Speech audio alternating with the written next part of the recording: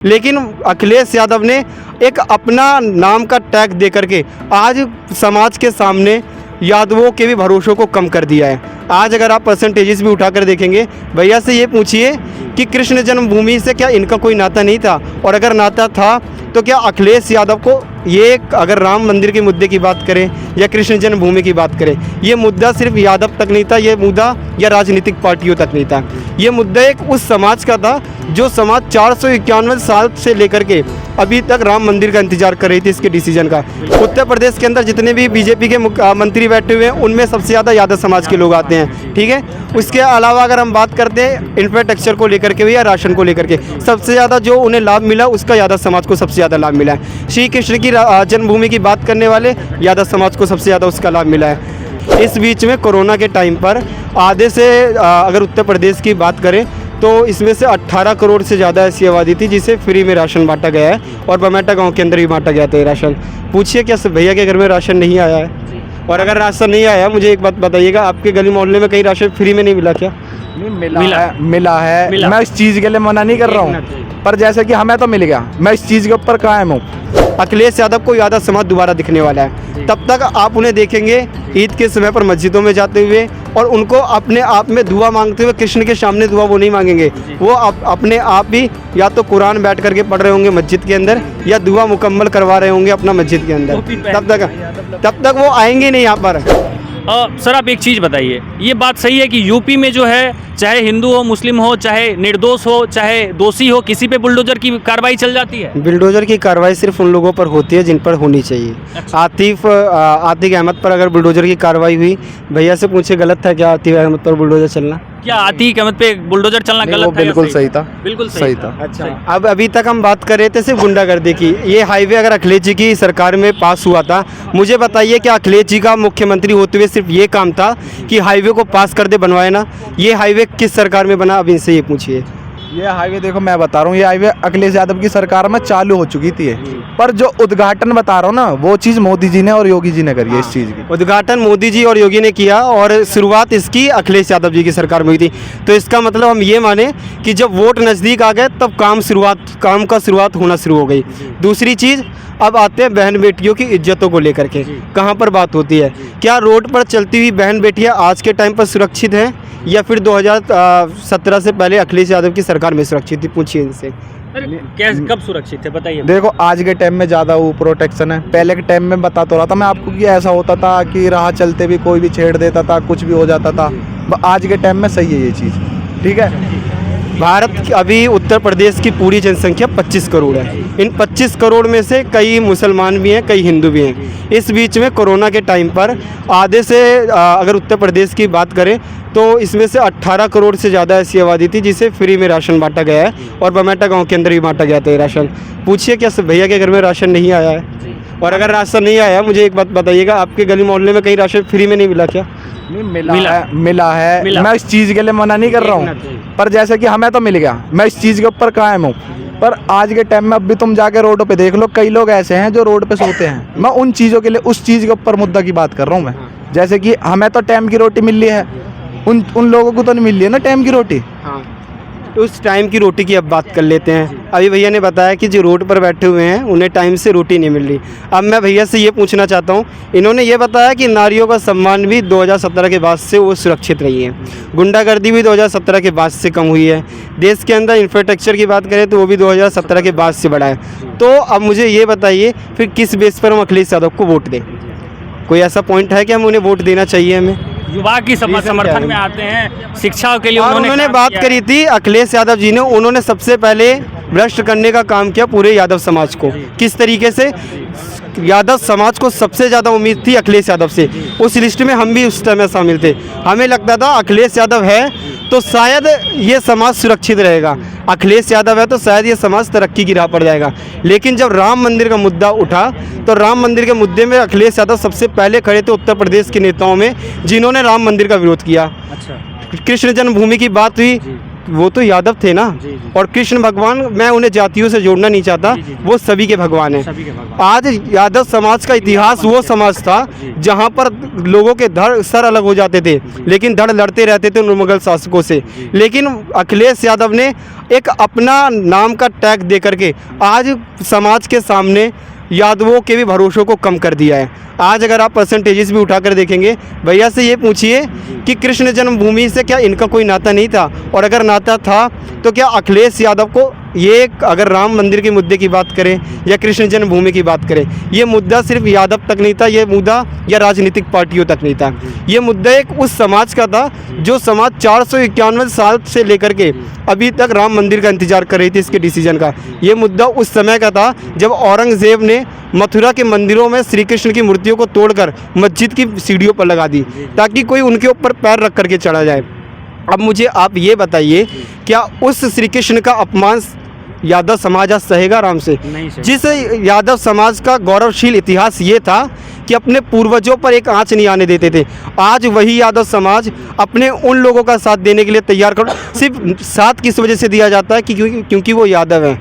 मैं आज उन सभी यादव समाज से ये कहना चाहता हूँ कि आज आपके समाज पर सबसे बड़ा कलंक लगाया जा रहा है, और कलंक इसी चीज़ का है कि इस समाज को राजनीति से जोड़कर ये समाज चाहता है आज के समय पर उस कृष्ण जन्मभूमि पर जहाँ पर वहाँ की जामा मस्जिद पर, जिस कृष्ण जन्मभूमि में जामा मस्जिद की सीढ़ियों पर कृष्ण जी की मूर्ति को गाड़ा गया है, उसके खिलाफ अखिलेश यादव भी खुलकर बोले।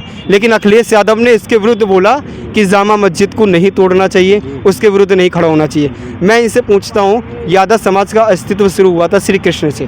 क्या श्री कृष्ण के उस गौरवशील इतिहास को, श्री कृष्ण ने जो महाभारत रची और क्रूर क्षेत्र में जो युद्ध लड़ा, क्या आज यादव समाज उस सबको भुला देना चाहता है? पूछिए भैया से।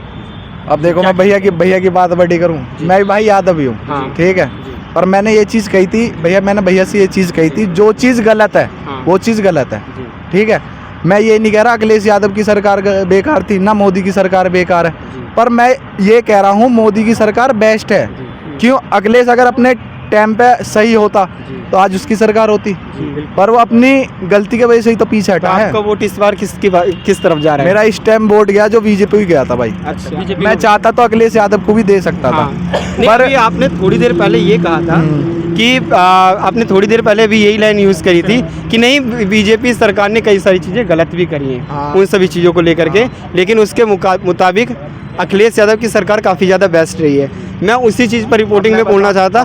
आप अभी इंडेक्स ओपन करेंगे, गूगल पर जाइए, वेबसाइट ओपन करेंगे, मैं गारंटी के साथ लिख करके देने के लिए तैयार हूँ। आप जो कहेंगे मैं वो हारने के लिए तैयार हूँ। मुझे एक रिपोर्ट ऐसी दिखाइए कि उस टाइम पर ग्रोथिंग रोटिंग के अकॉर्डिंग अखिलेश यादव एक भी पॉइंट पर बीजेपी से आगे गए हैं, एक भी ऐसा पॉइंट हो के लोगों के लिए काम किया अखिलेश यादव, घर घर लैपटॉप पहुंचवाए हैं, किताब पहुंचवाए हैं, ये किए हैं अखिलेश यादव। सबसे बड़ी मेन मुद्दे की बात यह है, अखिलेश की सरकार में जितनी वैकेंसियां निकली हैं सरकारी, मोदी की सरकार में निकली है, मुझे बता दो तुम। बताता हूँ, यादव समाज की बात करते हैं क्योंकि भैया यादव समाज से हैं। मैं कहता हूँ आप इंडेक्स खोलकर देखिए, सबसे ज़्यादा यादव समाज को मिलने वाला लाभ बीजेपी की सरकार में मिला। ओबीसी में सबसे ज़्यादा जो मंत्री हैं वो बीजेपी की सरकार में, जो कि सबसे ज़्यादा यादव समाज से आते हैं। उत्तर प्रदेश के अंदर जितने भी बीजेपी के मंत्री बैठे हुए हैं उनमें सबसे ज़्यादा यादव समाज के लोग आते हैं, ठीक है। उसके अलावा अगर हम बात करते हैं इंफ्रास्ट्रक्चर को लेकर के या राशन को लेकर के, सबसे ज़्यादा जो उन्हें लाभ मिला उसका यादव समाज को सबसे ज़्यादा लाभ मिला है। श्री कृष्ण की जन्मभूमि की बात करने वाले यादव समाज को सबसे ज़्यादा उसका लाभ मिला है। इन सभी चीज़ों को अगर एक जगह इकट्ठा करके हम देखते हैं, आप सरकारी योजनाओं की भी बात करते हैं, सरकारी योजना से लेकर के सरकारी वैकेंसी तक, अभी तक जितना भी डाटा आप ओपन करके देखेंगे, अभी तक बीजेपी का ग्रोथिंग रेट उन सबसे हाई है। ये कह सकते हैं आप कि जो होना चाहिए तो वो नहीं है, लेकिन आप ये नहीं कह सकते कि पहले से कम है। ये बोल सकते हैं कि पिछले 10 साल में, अब के 10 साल के अकॉर्डिंग जो सरकार चली है उसमें 2% ग्रोथिंग रेट उसका कम रहा है, वो 10% होना चाहिए था। लेकिन अगर आप ये कहते हैं कि नहीं उससे कम चला गया है तो ये गलत कमिटमेंट है, ऐसा हुआ ही नहीं है, गलत गए। अखिलेश यादव जी अभी हाल ही में उन्होंने टीवी पे एक बयान दिया था कि मोदी जी का हार साफ साफ दिख रहा है और योगी जी का हार, उनका डर उनके चेहरे पे दिख रहा है, ऐसे ईडी और सीबीआई जो भिजवा रहे हैं। मोदी जी का डर अगर उनके चेहरे पर दिखता तो अखिलेश यादव को ज़रूरत क्या थी उन 26 इंडिया अलायंस के साथ जा करके अपना अलायंस कर लेने की, अपने आप को मजबूत करना, अपने आप को मजबूत उन्होंने करना वहाँ पर समझा नहीं। मैं ना तो यहाँ पर समाजवादी पार्टी के खिलाफ हूँ, ना ही मैं अभी खिलाफ यहाँ पर कांग्रेस पार्टी के हूँ, ना ही मैं आम आदमी पार्टी के खिलाफ हूँ। मैं यहाँ पर उन लोगों के खिलाफ हूँ जो यादव समाज को हमेशा सिर्फ उस समय पर याद करते हैं जिस समय पर इनके वोट बैंक की राजनीति शुरू होती है। वोट बैंक की राजनीति अभी वो यादव समाज को पूरी तरीके से भूले हुए हैं। इलेक्शन आएंगे दोबारा से 2026 के करीब में, एक बार फिर से देखना किस तरीके से तस्वीर बदलती हुई दिखेगी और दोबारा अखिलेश यादव को यादव समाज दोबारा दिखने वाला है। तब तक आप उन्हें देखेंगे ईद के समय पर मस्जिदों में जाते हुए और उनको अपने आप में दुआ मांगते हुए। कृष्ण के सामने दुआ वो नहीं मांगेंगे, वो अपने आप ही या तो कुरान बैठ करके पढ़ रहे होंगे मस्जिद के अंदर या दुआ मुकम्मल करवा रहे होंगे अपना मस्जिद के अंदर। तब तक वो आएंगे नहीं यहाँ पर।